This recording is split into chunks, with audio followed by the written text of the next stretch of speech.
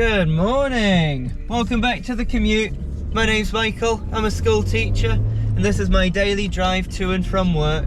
If you're new here, this is like a podcast, but in the car, where I spend 20 minutes talking to you, having a bit of a catch up, talking about a topic sometimes, listening to some good music. If you enjoy, please subscribe, leave a like, leave a comment. It helps out immensely. Without further ado, welcome to the commute. I think I'm around episode 24 now. So I've been doing it for a while. It's week 2 of term 2. And I think we've got a pretty good week ahead. It's going to be a busy one, but it's going to be a goodie. I don't know if you can see the crazy amount of boxes in the back of the car, but I caved in. I did it. I bought it. I've been after a good storage solution for a while in the classroom, and one of my friends at school has the Kmart 10-tier trolley, and it's colourful.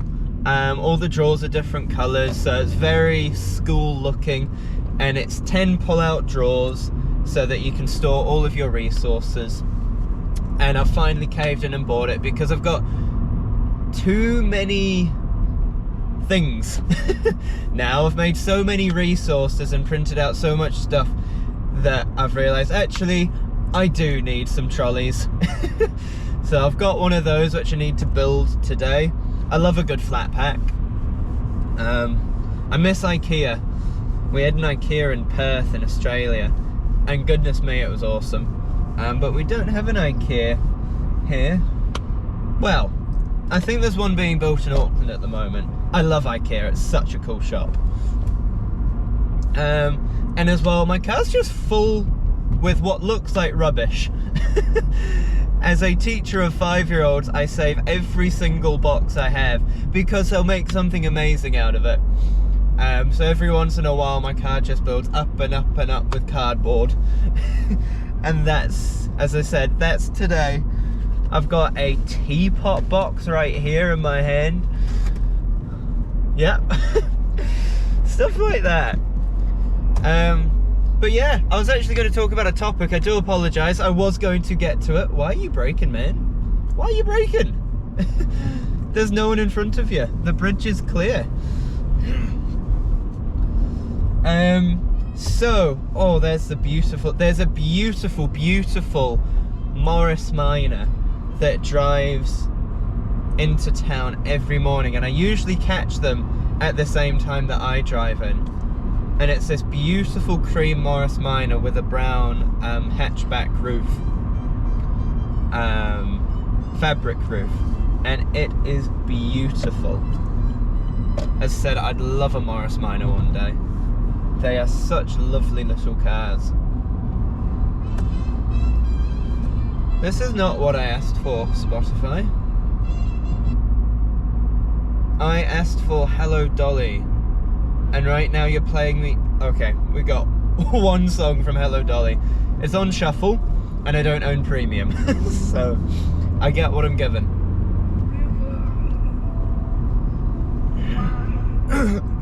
Gosh, had a bit of a tickle in my throat recently, just the past couple of days. So I've got an immune support tablet in my lunchbox, which is zinc and echinacea. Might take a couple of those this week, hopefully knock whatever that tickle is away.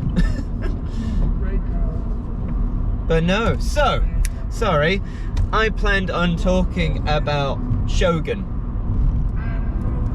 And it's already 4 minutes into the video, so I do apologise. That's the reality of these. They're raw, they're unedited. This is just me in the morning, my head's gone. Hoo-ha. So, I have just finished part 1 of Shogun by James Clavell. So, technically it's one big book. The mass market paperback is the whole book in one. I own I don't know how to pronounce it, the Athenaeum? Anyway, the Athenaeum printing of it, and it came in 2 volumes, so volume 1 and volume 2, and it breaks the book into about 500 pages each, maybe 600 pages. So I've just finished part 1 of Shogun, and I wanted to talk to it. Be advised, there will probably be spoilers in amongst this rant. Don't say you haven't been warned, but I plan on talking about the characters and the plot, so it's definitely not spoiler free this morning. But yeah, Shogun, read it. As I said, I'm halfway through. I've just finished the first book, and my god, it's excellent. Read it, read it, read it. It is the most fantastic historical epic. And as I said, I haven't been this engrossed in a book in a very, very long time. It is such a page turner, and there's moments where it gets really intense, and I've legitimately been sitting on the edge of my seat. And I've noticed that my reading's just gone quicker and quicker, so I'm like, oh my god, what's happening next? It's fantastic. So, Shogun follows the story of Captain John Blackthorne, the first Englishman to arrive on Japanese land, on Japanese shores. His ship, the Erasmus, does he crash land? I can't remember how he arrives, but I think he crash lands in a storm and awakes in Anjiro. And anyway, the whole premise of it is Blackthorne's experience and Blackthorne's view of Japan, coming in as the first Englishman into the country. He arrives at a time when there's war about to spark, as the regents, who are the 5 people that rule Japan, are butting heads, and they're not happy with each other, and as I said, war's about to break out, and John Blackthorne almost becomes a pawn in this leader's game. It's called Toranaga, Yoshi Toranaga, and as I said, Toranaga basically takes Blackthorne as his property, and promises him that one day you will get your ship back if you do this, this and this for me. And anyway, they use Blackthorne for his knowledge on Western war tactics, and yeah, his knowledge of the rest of the world, because all the Japanese have experienced so far at this point in the book is the arrival of the Portuguese and the Spanish as traders, and essentially they've told Japan that they are all that consists of Europe and the Western world. So Blackthorne's a real eye-opener for them, and as I said, he's giving them a broader picture of the world. And it's an excellent book. As I said, it's set in the time of samurai and all of that amazing, rich Japanese historical culture.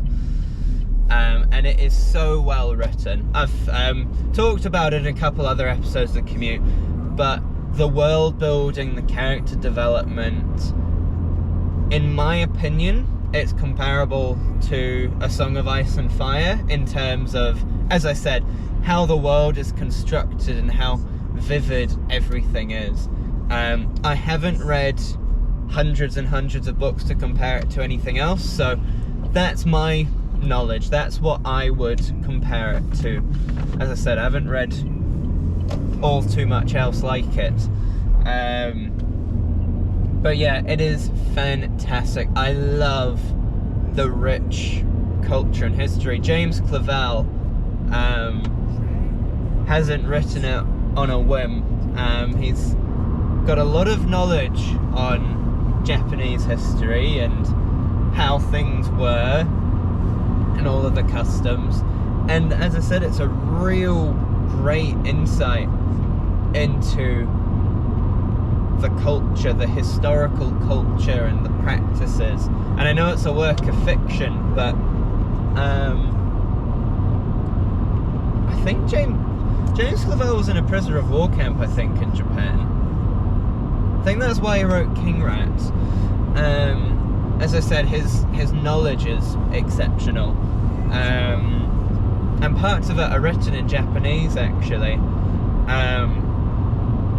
But yeah, it's fantastic. I love the characters. Blackthorn, as I said, is this Englishman who all he wants to do is get back home. He wants his ship, he wants his crew, he wants to get home. Mariko is this wonderful, intelligent Japanese woman who can speak Latin, Portuguese, Spanish, and Japanese, and she acts as a translator.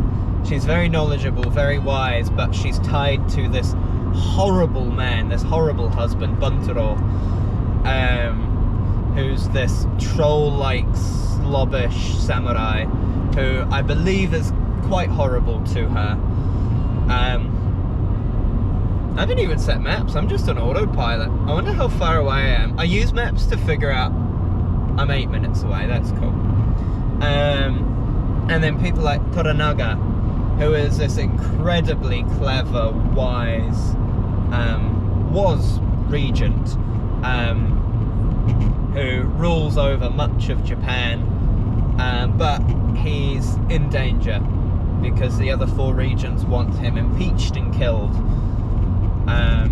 So he's very wise, and his second in command, Hiromatsu, I believe his name is. Very wise, all of them, all the characters are just fantastic. And as I said, James Clavell paints this beautiful, beautiful picture of Japan in the 1600s, of the food they ate, of the things they did, of the things they wore, of the types of houses. As said, so part 1 ends at chapter 34. If you're reading the mass market paperback, it all just carries through and it's in one big book. It's about 1,200, 1,300 pages. But as I said, my copy is the Athenaeum. Tell me how to pronounce that, if anyone knows how to pronounce that publishing company's name. So yeah, Buntaro's just arrived in Anjiro, and he's being quite horrible at dinner, and he's ruined Blackthorn's pheasant stew. But as I said, it's sparked a newfound love for me in reading. Like, I've always loved, as I said, George R.R. Martin and a few books, but now I think it's really got my passion going, and I think I've found a type of book I love, which is historical epics. So as I said, I've got the Asian Saga to read, I've got Taipan Gaijin, King Rat Whirlwind, I think that's the Asian Saga, and as well, it's made me do research, and like on threads on Reddit, I've been reading about other books recommended to people if they like Shogun. I've heard Pillars of the Earth is exceptional. I've heard Lonesome Dove by Larry McCarty, I think that's his name, is amazing. Obviously the Dune trilogy, which isn't a historical epic, it's science fiction, but apparently it's excellent. And of course stuff like Lord of the Rings, which I still haven't read. I still have not read Lord of the Rings, and I picked up 3 beautiful hardbacks of the book, separated into its 3 volumes. So I think I'm really well set off for the next year of reading. I'd love to read a book called Musashi by E.G. Yoshikawa. Haven't found a nice second-hand copy of it yet. I like to buy my books second-hand and give them a new life, so I try and hold off from buying a new copy. Also because of the price. I don't want to spend $60 on a book. And what else? What other books did I want to read? Can't remember. But yeah, I'm on the hunt for Lonesome Dove and whatchamacallit, Musashi. But yeah, I highly recommend Shogun. It's incredible. I can't put it down. I said I start every day with reading 10-20 pages of it in the morning, and then I try to read for an hour or so in the evening. And it is just such a fantastic world to get sucked into. But yeah, that was my little rant. As I said, I'm loving reading, and this channel most definitely won't be a channel all about books, but it's one of my big passions at the moment, and that's what this series is. It's an insight into me and who I am, what I'm currently into, and what I'm experiencing, and stuff that I want to remember. So yeah, that was my little rant about part 1 of Shogun. It's fantastic. As I said, if you can't afford to buy a copy, head to the library and borrow it. It's a big book. You'd really have to sit down and read for several hours a day if you wanted to finish it before your borrowing time at the library's up. As I said, it's a magical world. I'm basically at work. Have a wonderful morning, afternoon or evening. Thank you for tuning in to this episode of The Commute. As I said, I really love doing these. They're a bit of an insight into my life. And I hope to be able to look back on these when I'm like 40 years old. And as I said, remember the first time I read Shogun, and, you know, remember the time I bought that trolley, which I'll probably have for my whole career, you know. But yeah, I'll see you when I see you. Love to you and your family. Hope something makes you smile today. And yeah, I'll see you this afternoon, hopefully. I'm in 5th gear, I should not be. Ka kite.